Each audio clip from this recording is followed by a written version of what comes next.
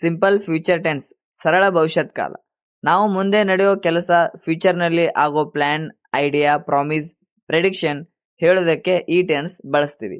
ಮುಂದೆ ಆಗೋ ಆಕ್ಷನ್, ಮುಂದೆ ನಡೆಯೋ ಪ್ಲಾನ್, ಮಾಡ್ತೀನಿ, ಹೋಗ್ತೀನಿ, ಬರ್ತೀನಿ, ತಿಂತೀನಿ, ನೋಡ್ತೀನಿ, ಇಂಥ ಫ್ಯೂಚರ್ ಆಕ್ಷನ್ಗಳನ್ನ ಹೇಳ್ತೀವಿ.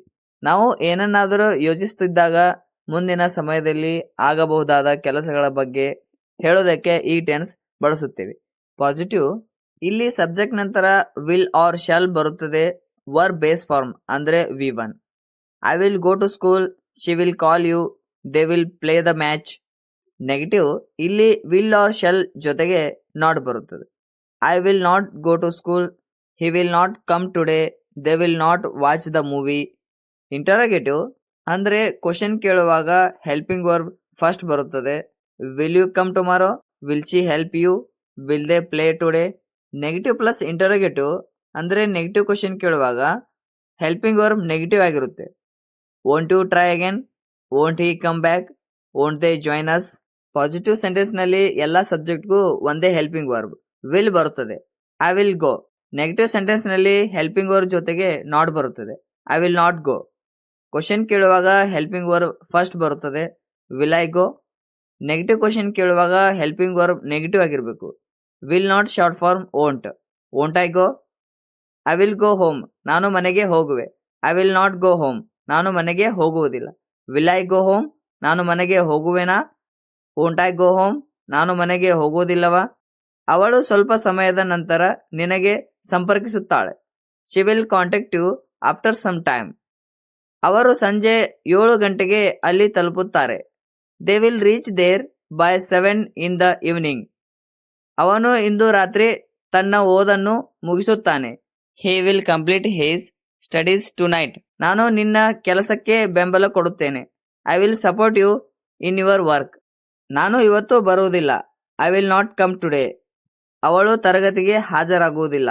She will not attend the class. ಅವರು ಹೊರಗೆ ಆಟ ಆಡುವುದಿಲ್ಲ. They will not play outside. ನಾವು ಕೆಲಸವನ್ನು ಪ್ರಾರಂಭಿಸುವುದಿಲ್ಲ. We will not start the work. ಅವನು ಆ ಫೋನ್ ಖರೀದಿಸುವುದಿಲ್ಲ. He will not buy that phone.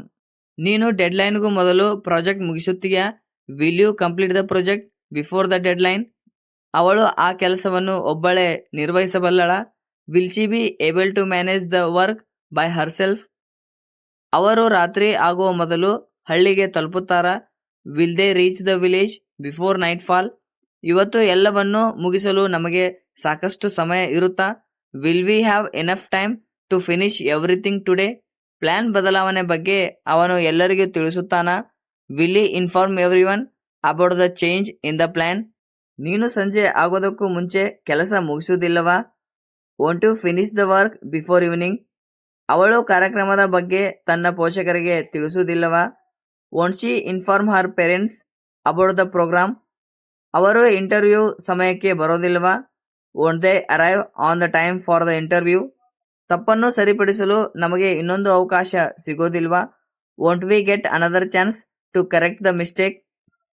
ಅವನು ಹೊಸ ವಿದ್ಯಾರ್ಥಿಗಳಿಗೆ ನಿಯಮಗಳನ್ನು ವಿವರಿಸುವುದಿಲ್ಲವಾ. Won't he explain the rules to the new students.